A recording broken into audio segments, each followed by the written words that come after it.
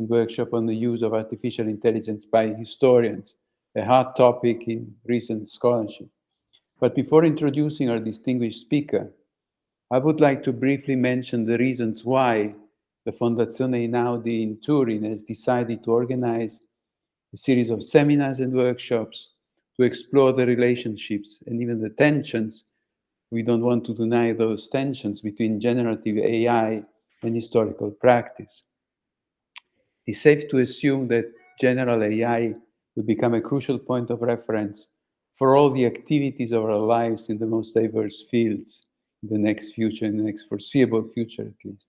The field of historical research and writing, it is, to me at least, wise to find complementarity and mutual integration between, on the one hand, the traditional medium of knowledge communication, and I will list them in chronological order: the handwritten page, the printed page on paper, the PDF document, and the ebook, and on the other hand, the new and still largely unexplored tool represented by generative AI, whose potential is unpredictable. To test Gen AI in the specificity of historical research and communication, we have proposed as a Fondazione and are working on specific research projects. The aim is to train an application of generative AI based on a corpus of text and on relevant historical topics, including edited sources and secondary literature. The specificity of the requirements of the professionalized historiographical practice in 19th and 20th century Europe was extensively analyzed and emphasized by an important, interesting essay by Wolf Kannsteiner at the end of 2022. There is no need to repeat here his remarks on the inescapable necessity for the historian using generative AI to maintain the traceability of every piece of information used and to make a fair use of the generative AI. The question that distinguishes reliable knowledge of the past from ideological invention, irresponsible popularization, and more or less imaginative fiction is although the same. And to speak some Latin, unde tenes is the word that I want to use. That is, what is the source? Tell me where this information comes from. We want reliable information and new insights that generative AI might be able to help us achieve and reach and work out. So this is a defining characteristic of historical knowledge, something that generative AI should strengthen rather than undermine. Long-term research efforts should be invested in this endeavor.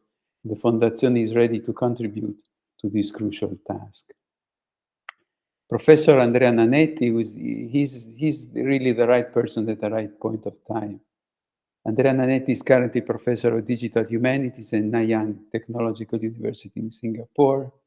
He has an impressive CV, which I will not go through, but let me mention very briefly that Andrea Nanetti received an international education in Italy at the University of Bologna, in France, Germany, Greece, and in the US at Brown University, where we shared a common acquaintance with Tony Mollo. His educational environment was multidisciplinary. Mathematics, physics, computer science, and entrepreneurship complemented a comprehensive combination of humanities such as history, ancient and modern literature and languages, philosophy, philology, paleography, archival and library science. Although formally trained in the historical sciences, he has built his career on combining cultural heritage studies with computer technologies and digital media in universities, research centers, charitable foundations, and industry in several European countries, in the US, in Australia, the Gulf region, China, India, and now Singapore. He has been particularly concerned to show how digital history can strengthen philological accuracy and historical method through cloud-based computational processes. The list of his publications is equally impressive. I will mention just one of his books, Engineering of Historical Memories, published by Routledge, London and New York, 2022. which presents a new, original, and interdisciplinary approach to computational humanities.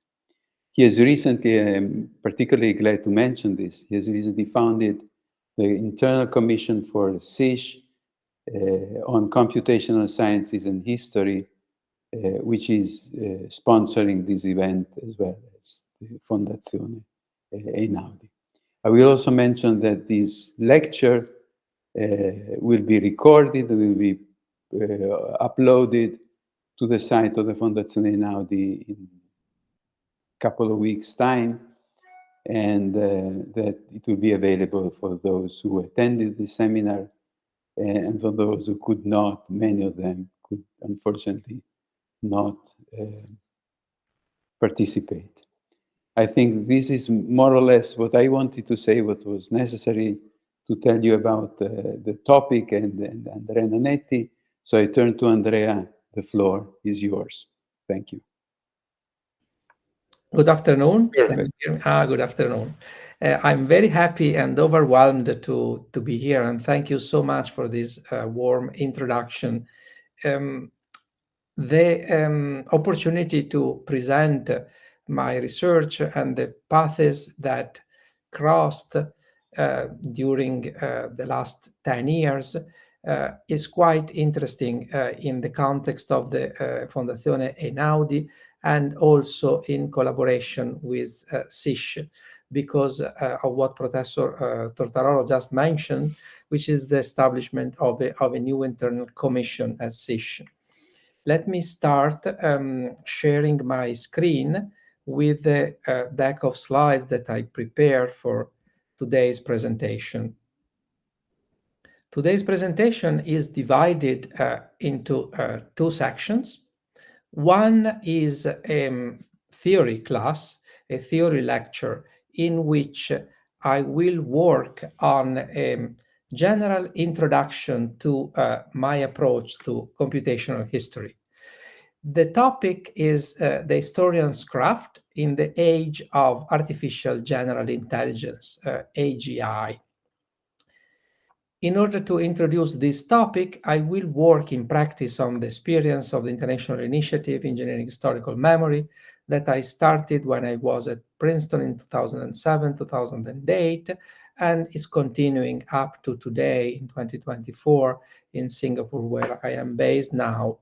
This initiative has been awarded several prizes, and recently we have been awarded the Medieval Academy of America Digital Humanities and Media Studies Prize in 2024. 2021 was the time of the Grammy Awards, and after we received the prize of the National Italian Commission for the UNESCO in 2022.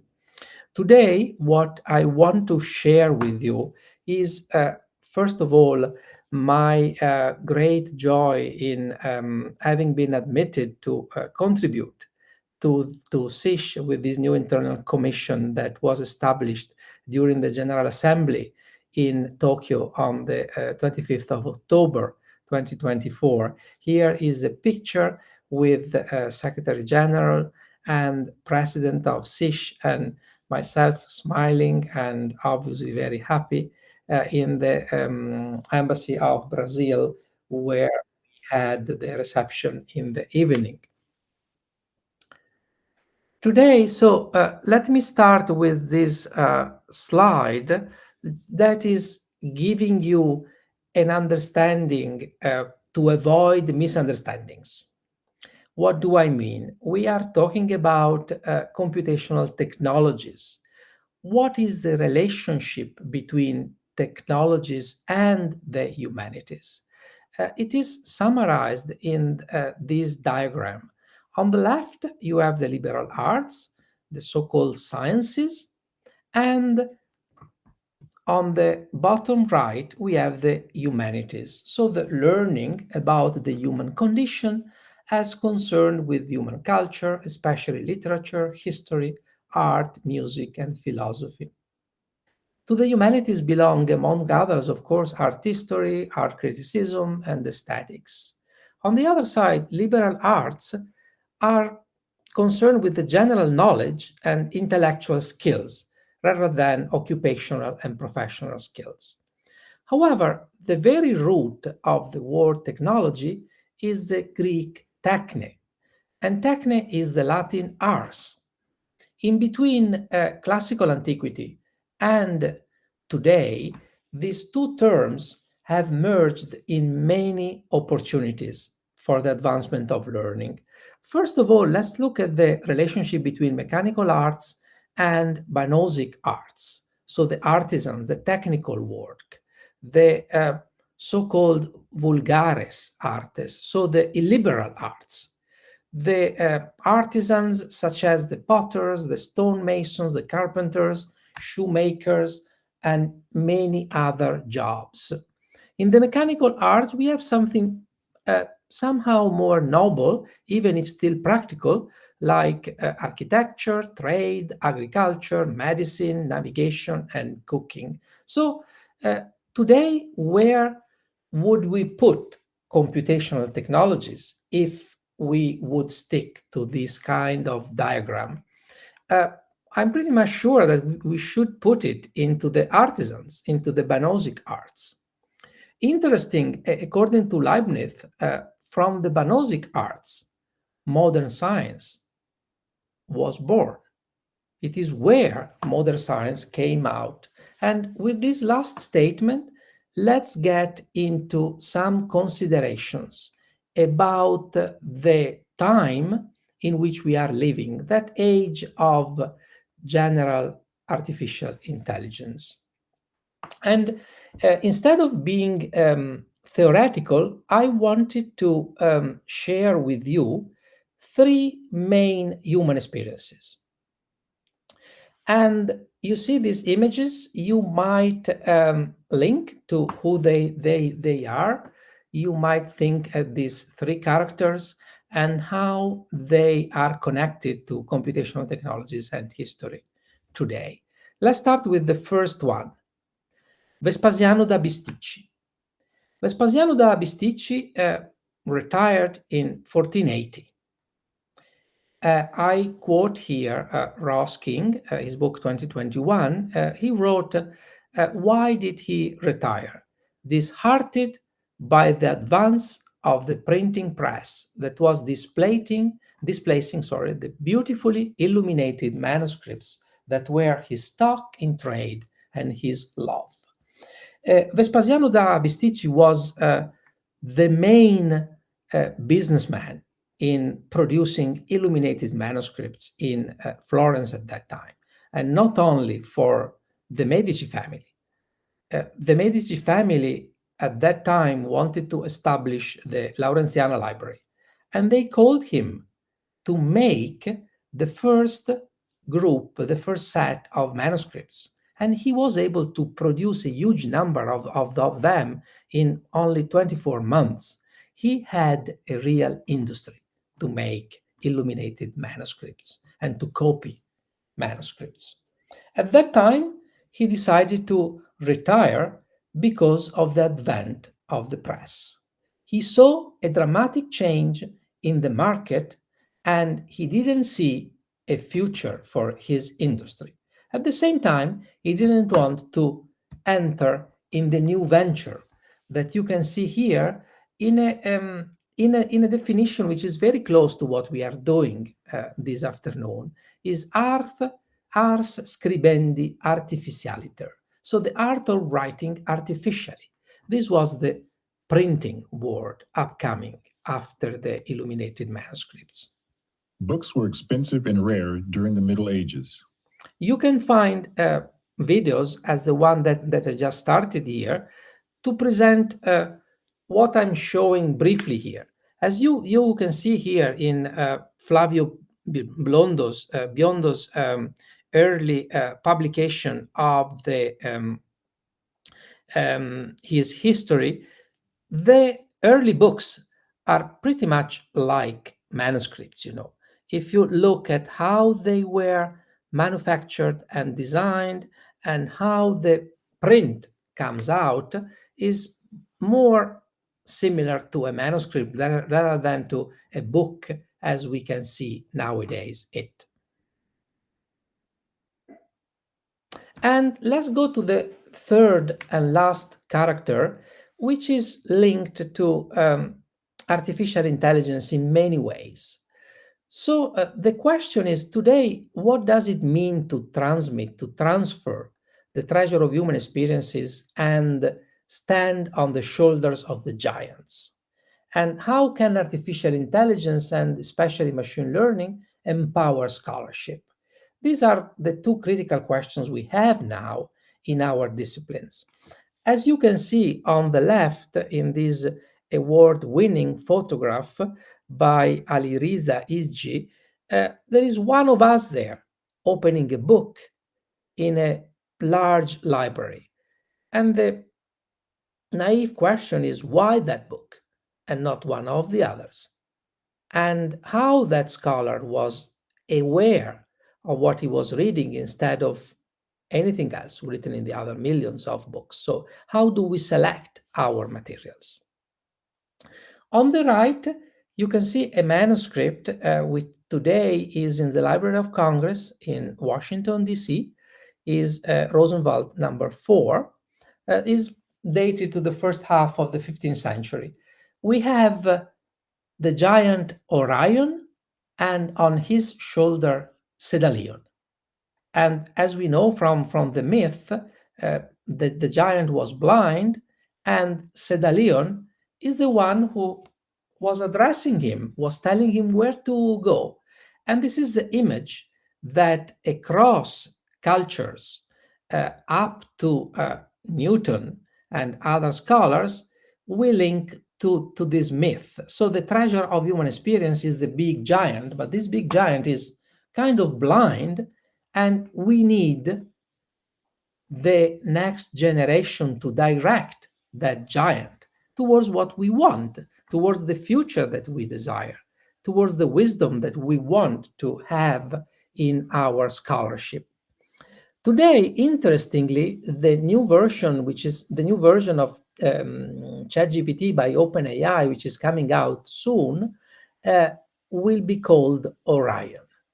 And to me, it was a sort of warning that is embedded in the very name of this software, of this tool, telling that this is the blind giant. You must be a Sedalion. You must indicate the path. And this critical question or this warning is what intrigues me in the future of AI. And let's go to another character. Just to see, after having raised some doubts, let's see how can we move towards solutions. And Robert Boyle, the founder of chemistry, the one who published in 1661 The Skeptical Alchemist, Doubts and Paradoxes touching the Spagyrist Principles, commonly called hypostatical, is the one who thought about how to move chemistry from alchemy into a science. And his first concern was to make instruments. And here is a quote which is quite interesting for today's workshop or lecture and seminar. When one wonders why the ancients did not develop means of magnification for studying nature and failed to apply Ptolemy's insights about refraction of light by water and glass, the answer becomes apparent. A discovery of this kind makes a practical difference to understanding and application only when there is a confluence of other factors to make it happen. And today we are in the same kind of situation. We have the technology. However, are we sure that we already have all the other factors to make it become useful? Are we sure that we have the necessary tools? And to answer this question, I would go back to Boyle again. Boyle, what did he do? he made his own instruments. They were not available, and here you can see Boyle's first air pump that he used for his experiments. That tool was not available. He wanted to make that kind of experiment. He built the tool. Galileo did the same. He went to Murano in Venice to make the lenses that he wanted to use for his instruments to study the sky. Today, we are working in a similar kind of situation. We have the technology, but we don't have the tools to apply that technology to historical sciences yet. And here is our commitment to make it happen. So, for the advancement of learning in modernity has been marked by two factors: new instruments and other conditions. The new instruments today are the computers and computational technologies. The other conditions is what we want to build up with the Internal Commission of Computational Sciences and History within CISH.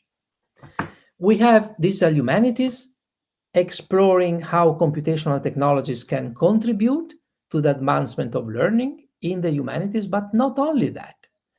Because history is still between magic, alchemy, and science from a computational science point of view. Limitations of the tools. Tools cannot solve research questions. Computational technologies are unable to solve or answer critical research questions.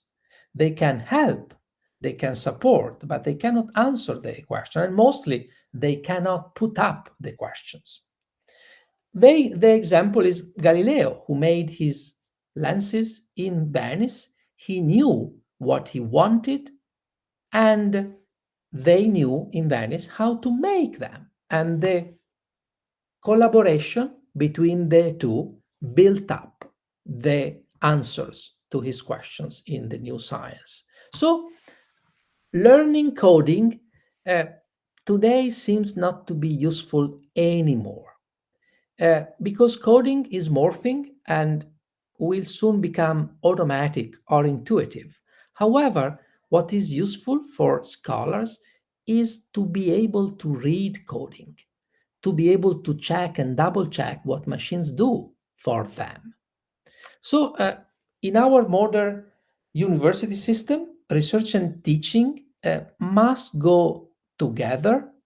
In teaching the humanities, such as philosophy, art, cultural studies, and more, the question is how can we incorporate these digital researches in our learning management system? This is something unsolved yet, because we have complementary kind of workshops like the one that I'm giving this afternoon to you, and we have the standard curricula. We have these humanities programs, however, they are somehow disconnected from computer science schools. We have very advanced scholarly work in history, in other humanities fields, somehow they are disconnected from the advancement of learning in artificial intelligence and in generative AI. So, and another conclusive kind of consideration is that is the software update, the system maintenance, which is the worry of every scholar who ever dealt with databases or digital technologies. They become obsolete quite soon. So how to navigate this perilous sea, how to surf the way of technologies, because we know that we need to do that. We cannot avoid it, It's something like, I recall colleagues, in the early 80s that were, they're not interested, let's say, in purchasing a computer or using a laptop because they thought it was useless. But nowadays, without a computer, is sort of impossible even to communicate and to connect within institutions. We cannot have a communication with our colleagues. We cannot accomplish our daily tasks without a computer. So will it be the same for generative AI in the age of artificial general intelligence? Possibly, yes. So something like a caveat or a strong warning is what this technology cannot do. This is a diagram created by computer scientist colleague Eric Cambria and White in 2014, but still valid after 10 years, and even with the advent of artificial intelligence and artificial general intelligence, which is coming soon. So here they saw that in the 2000s, we were working on bag of words, and they were something like foreseeing 2050 for a bag of concepts, and in the far future, 100 years from now, in bag of narratives, in the way in which natural language process can get AI able to work with humans and to get humans empowered by this kind of technology. So today we are still in the bag of words. What all these technologies can provide us are connections and connectivities and searches and whatever you can imagine in the terms of words. We are not yet in the concepts, in the conceptualization of those words, even if sometimes in the output of generative AI and GPTs, it seems like that the software is sharing narratives and concepts.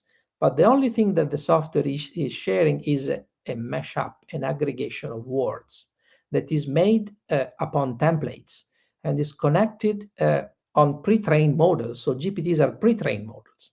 They have been trained to do things. So to get into concepts and narratives, it will still take time. So don't expect this kind of outputs from that technology.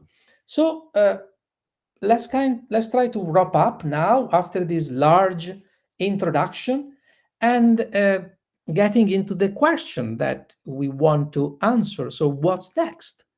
And I want to give a few examples, to say in which realm we are for this what next. Look at transportation by sea and by land, from sailing vessels to the propellers in the sea, from camels in the desert to trains. And what's next? What's next is a mix of predicting something and influencing what's going on. And below is something closer to what we are doing. Look in the bottom left is sharing news, reading news. I haven't seen a big difference between this 1916 picture and the 2016 I took, The 1916 is possibly in New York City, people reading the news from newspaper, curved on that piece of paper, and on the bottom left, other people curved on their devices. What's next? In the news recently, we read that Zuckerberg is saying or preaching that the time of smartphones is over and something else will come up. But what's next? Sticking to our field, on the bottom right, we have the scholar in his studio. You see one of the many images that we have from Renaissance period, the scholar with books in front of him, but looking somewhere else. So the book, the content, the bookish knowledge is a kind of inspiration. On the bottom right, we have something that epitomizes our daily life. We still have pencil and paper. We have a keyboard, we have screens, we have mouse, we have a smartphone, we have drinks and other things. It is a kind of living with these technologies and studying. So to answer this critical question, what's next? Let's get into the second part of this lecture. We are all divided, and also as individuals, I think we are divided. We are somehow believers and skeptical. when we think of this technology. And this is the visual translation, you know. On the left, you have Corradini, Dama Velata, in Carethonico, in Venice. And on the right, Gian Lorenzo Bernini, La Verità Svelata dal Tempo, a marble, which is in Rome, in Galleria Borghese. Two different approaches, the believer and the skeptical. I think they coexist in each of us if we are truly considering the way in which we approach these technologies. So let's get into the solution that I'm proposing. I don't say that I found, you know, I'm not sure I found a solution, but I'm proposing a path toward the creation of those instruments that can transition history into the computational. So taking full advantage of computational technologies. This is something not only very much needed, but is something that can really revolutionize historical sciences. If you think of the magic leap that sciences like biology or astronomy made in the last 20 years using intensive computational technologies, you can imagine what history could do using and embedding computational technologies in the daily historian's craft. You have a QR code here to access the open access version of the book. And below, there is the QR code to access the website, which presents the practical output of what is theorized in the book. The book actually comes after, and it is a sort of conceptualization and theory about what happened in the International Initiative Engineering Historical Memory between 2007 and 2024 and today, let's say. So the basic statement, as we have discussed, is that the electronic computer radically changed how knowledge societies work, and history isn't an exception. This is my assumption, you know, my basic assumption. First, however, we need to take into consideration the fact that computational intensive technologies, all of them, is not specifically crafted for historical sciences. None of them has been crafted for historians. So that's why traditional scholarship experiences many challenges in transitioning bookish knowledge into the digital without diluting content and value.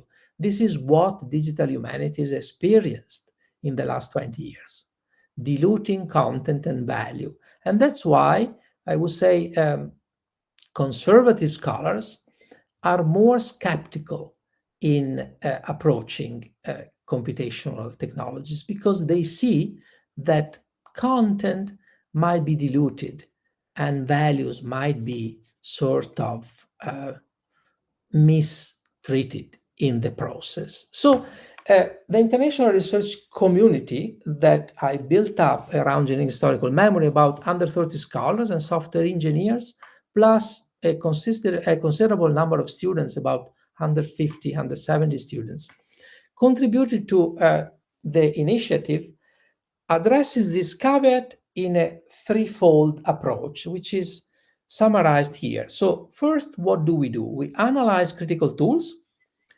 examples such as information visualization, image-to-image search, sentiment analysis, text-to-image modeling, knowledge aggregator, and so on, reviewing the best web practices in digital history, and developing new algorithms for scholars. Second, we invite scholars and cultural institutions to parse and share established bookish knowledge of different primary historical sources in machine understandable databases. So to test how the algorithms we have developed with the investigation of critical tools can really advance historical sciences. Third is the instruction that we give and the collaboration that we have with software engineers in translating those static databases that come from books into dynamic web-based applications with real-time updates on publications, images, videos, and now all those chatbots that are linkable to GPTs. One thing that is worth to be mentioned is the kind of politically correct approach that we are having on a global scale to sensitive use of information in different countries. I mean, when scholars approach the initiative from different countries, they are directed to the kind of resources that their national countries or the place from where they make the query allow us to get in. So the agenda to conclude this lecture is to work on the technologies and to show you some algorithms.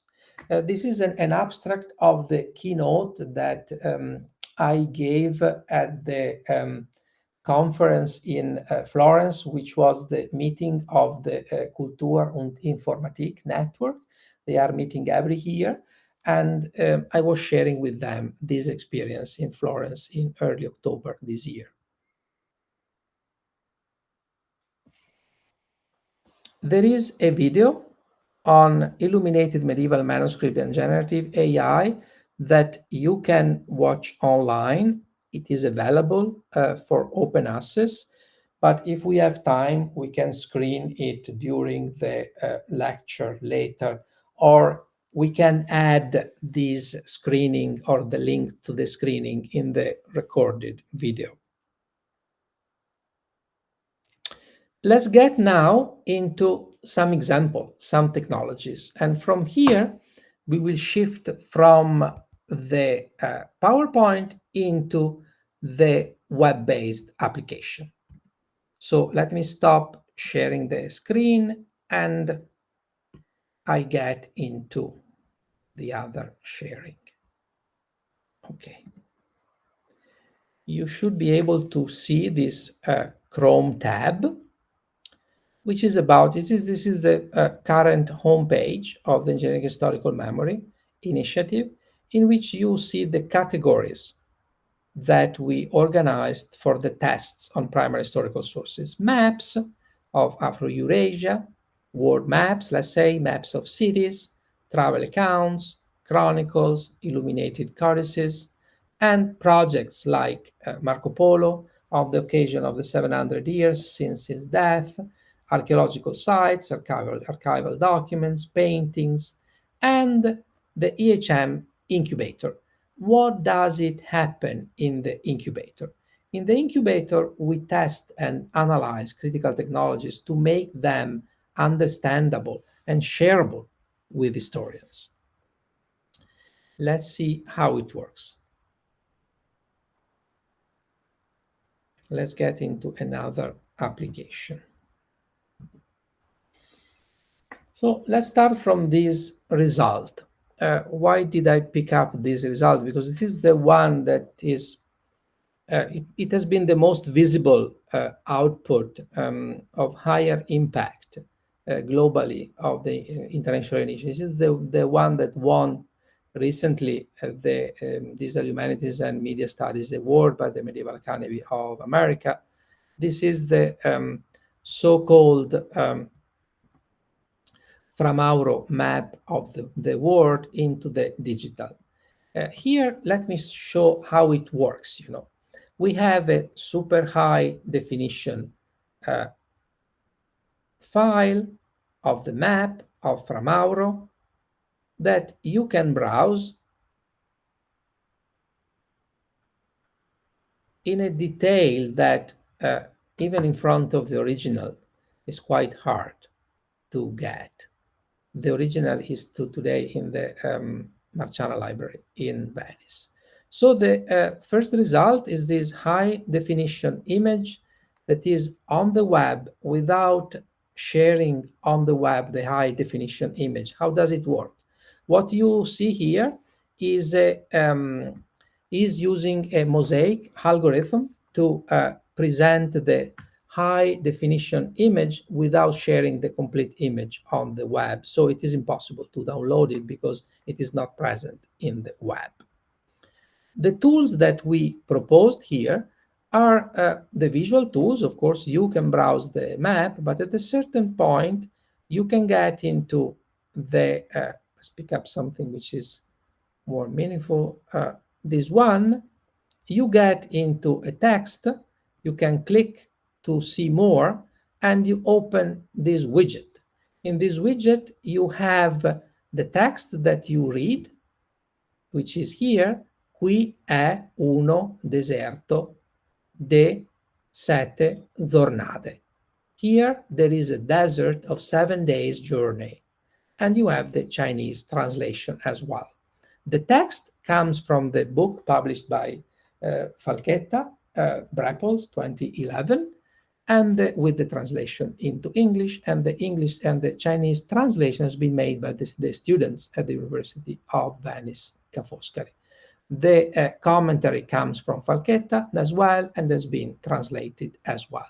So you have here what we call established bookish knowledge. We collected all the information which is available today in the book without diluting it and without getting into competition with publishers. Because here, again, the book is not online. We parse the content into small units linked to the map. The other element that you have is the dynamic aggregation of knowledge. First, we geolocate the item into OpenStreetMap.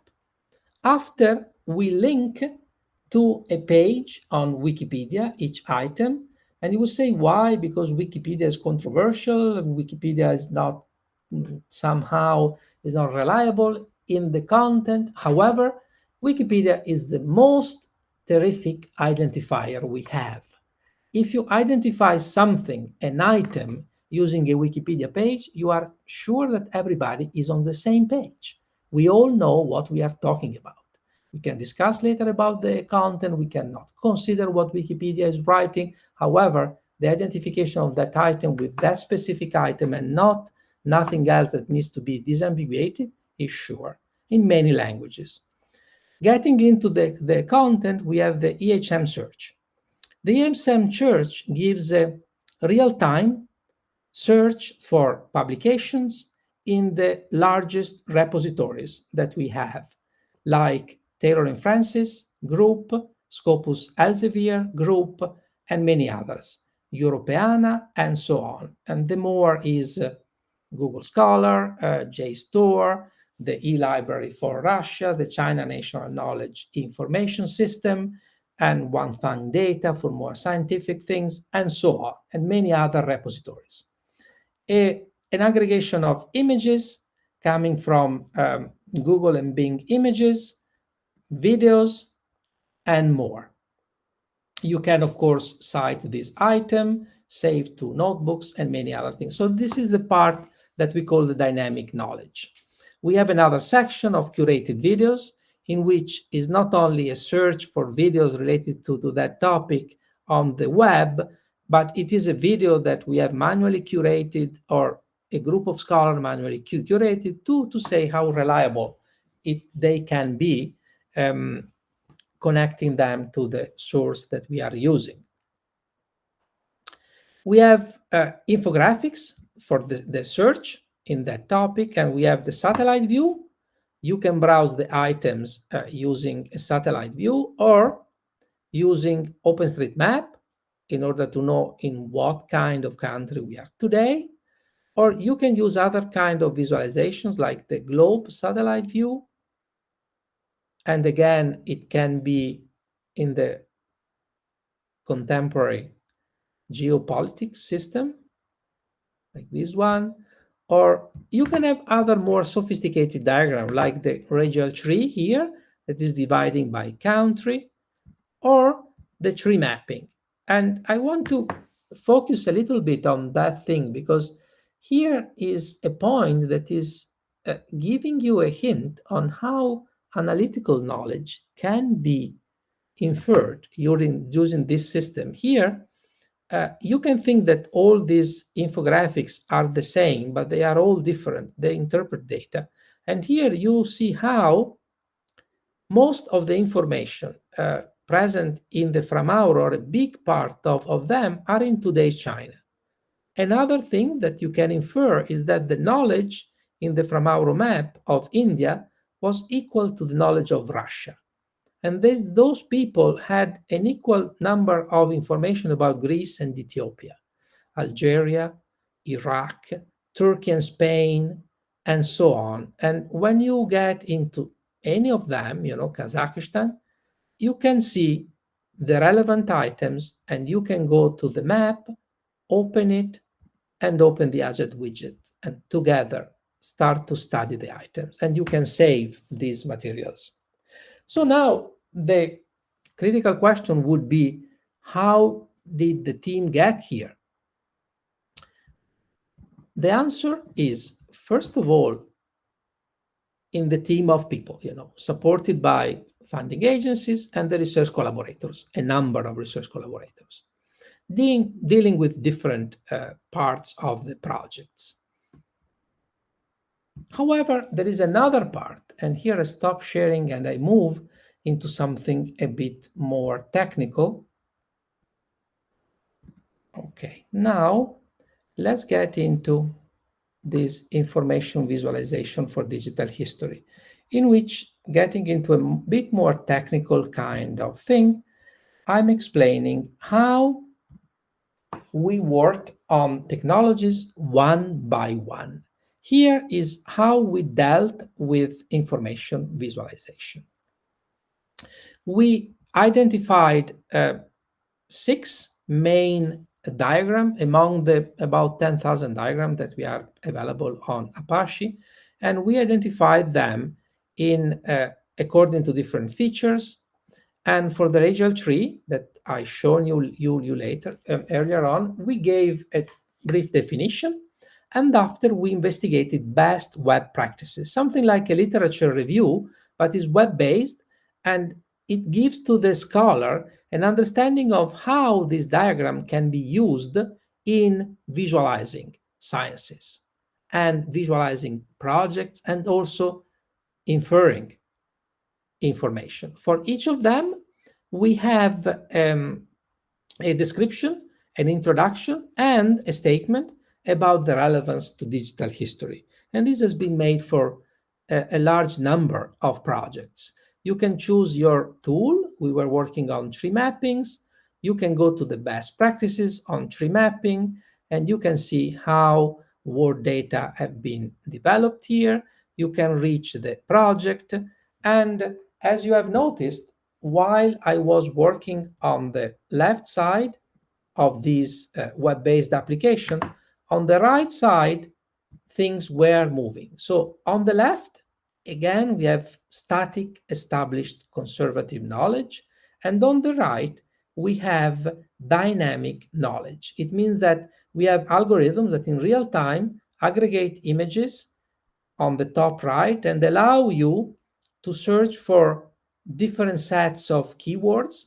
Here we have radial tree, the search, and here we have radial tree diagram or other diagram trees on websites. And here we have Bing that pop-ups, several things. Below, you have the link to the wiki page, as I told you, to infer that we are really working on these items. So it is the identifier saying that we are talking about this specific item. We have the curated videos. We have the EHM search that brings you to the publications, images, and so on. If you are in publications and you change from radial tree to tree mapping, the system changes and reloads the publication. You can link to them and open them. This system allows you to aggregate knowledge and to understand the use of technology in a compelling way. It's fast, is secure, and is give you an understanding of how to use diagrams.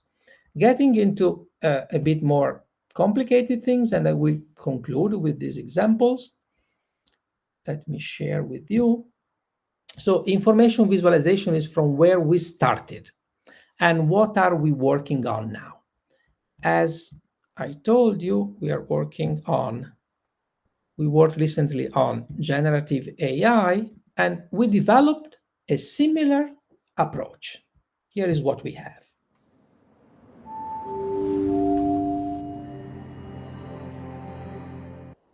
A 4-window web-based application. What is generative AI?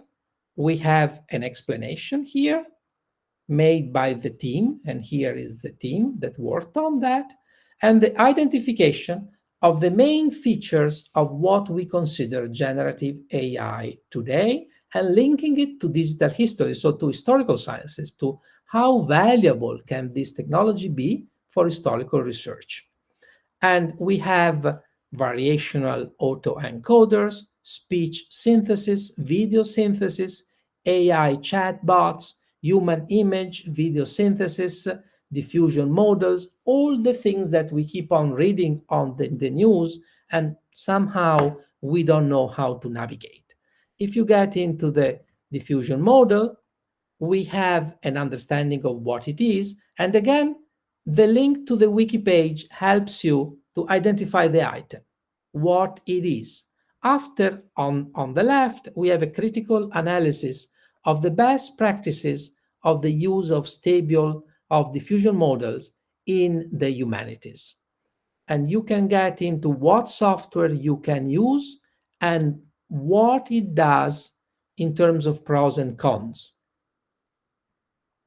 And we keep on adding this kind of software. When you get into Sora, for example, you have the review and saying that the website has been reviewed and posted by Sheng Meng on the 19th of February 2024. This is the analysis. These are a few images of what it can do and the link to the Sora model. After that, you can understand better how it can be used in your research and in your approach to image-to-image definition. Another element which is controversial to today, but it doesn't mean this is not useful, is the metaverse.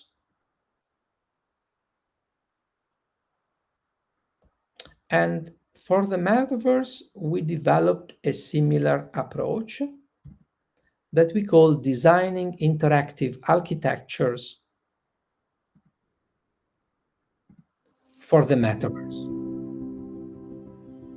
The metaverse can be something super futuristic, like the image, the intro video that you see here.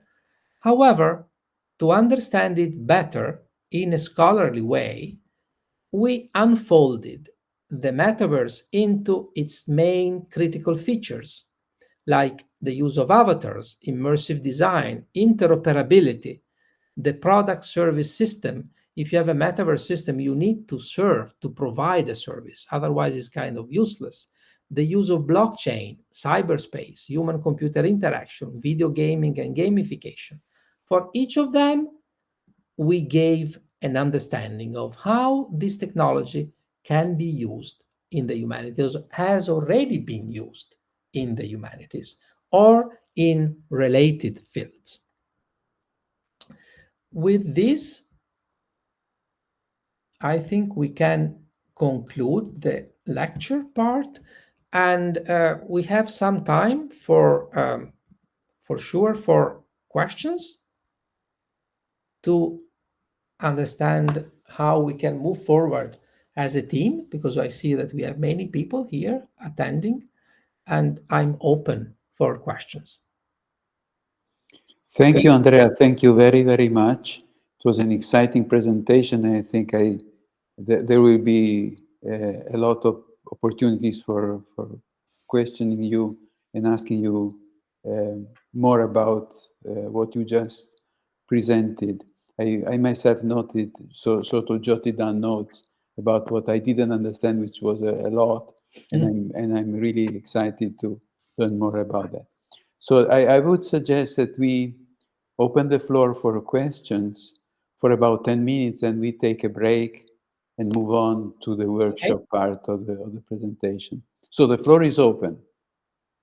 Well, I might break the ice myself, and I have a big question, a sort of $1 million question.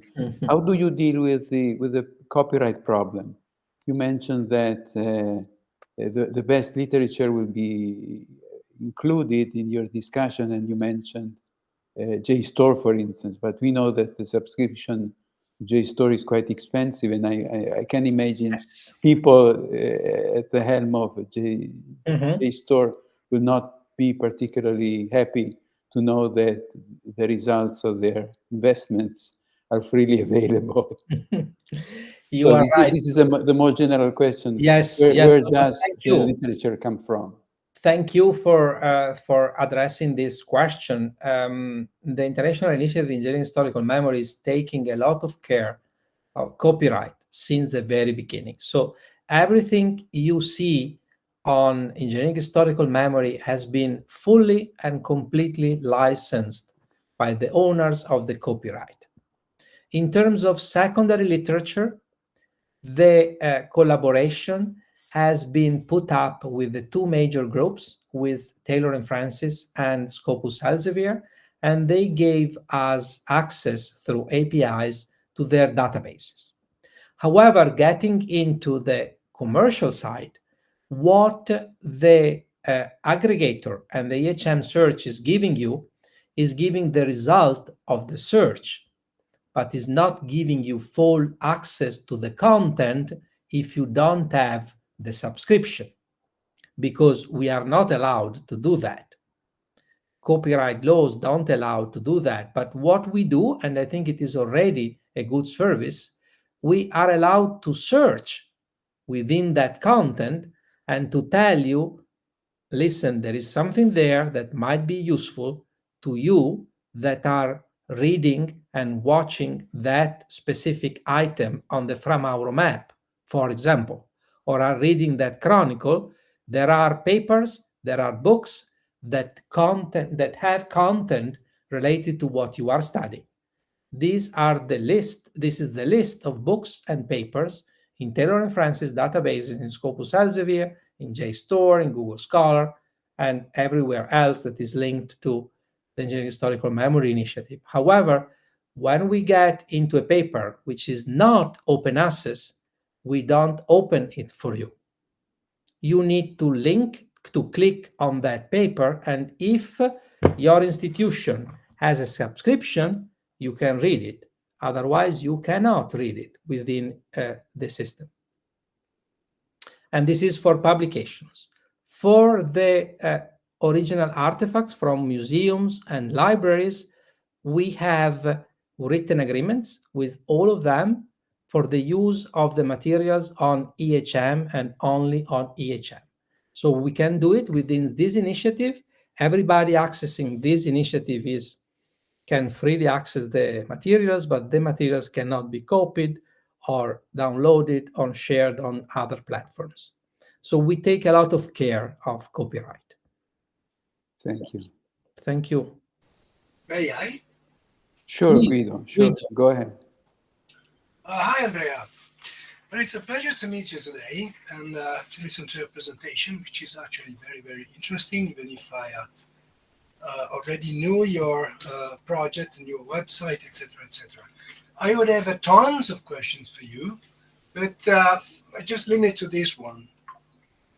When I ventured into reflecting on the possibilities of DH, the first thing I tried to do was to understand which were at the time and during the development of times the best possible projects which could be of reference to me and of inspiration to the kind of work I would have liked to do. Now, I would ask you, do you have some reference projects which you think are interpreting in quite an original way the possibilities which computational technology offers to historical research? Even if I understand that there are, hundreds of projects, but everybody, each of us, when not trying to develop its own applications, tries to refer to some inspiring model. Yes. So in your case, what are the projects? So we have most influenced, let's say. Thank you. Thank you, Guido, for your question. It gives me the opportunity to highlight what we have already seen in the information visualization, generative AI, and designing interactive architecture for the metaverse application. So in each of them, we reviewed and listed best practices. And we are directing the scholars to examples to say, look at this, because it is a very, very good example of successfully applying this technology to scholarly work. This is what we did, because we didn't want to give general advertisement on big projects, but we linked all the project to the different technologies that we have been investigated. And there you find many examples of digital humanities project. But if you ask me what's going on now, I think the most impressive project in digital humanities that we have now is what Betty Cates did for Microsoft in the Opera di San Pietro in Rome. This is a huge, not only 3D scanning or twin project of a monument, but is collecting about 400,000 images, plans, materials, is giving full access to the basilica from the web. It is a progressive web-based application, is very friendly, is very light on any device, and you can explore the monument in an unprecedented way. So it is a beautiful project. It's very recent. Getting into texts, still to me, and these two projects are personal opinions, I would say the scholarly investigation is already in the applications on EHM. The other one is the Canterbury Tales by Peter Robinson in terms of text. And is one of the most impressive projects in digital humanities ever, because it started early. It went on answering all the philology questions that we had and addressing them within a web-based application that is unfolding the critical edition. And we have many others. If we are getting into the metaverse, we have approaches that are more commercial. So I'm not listing them because they are linked to big companies, and they are projects to sell materials. So, but you can find them into the EHM reviews. But these two projects are the ones that come to mind, Okay, thanks. Thank you.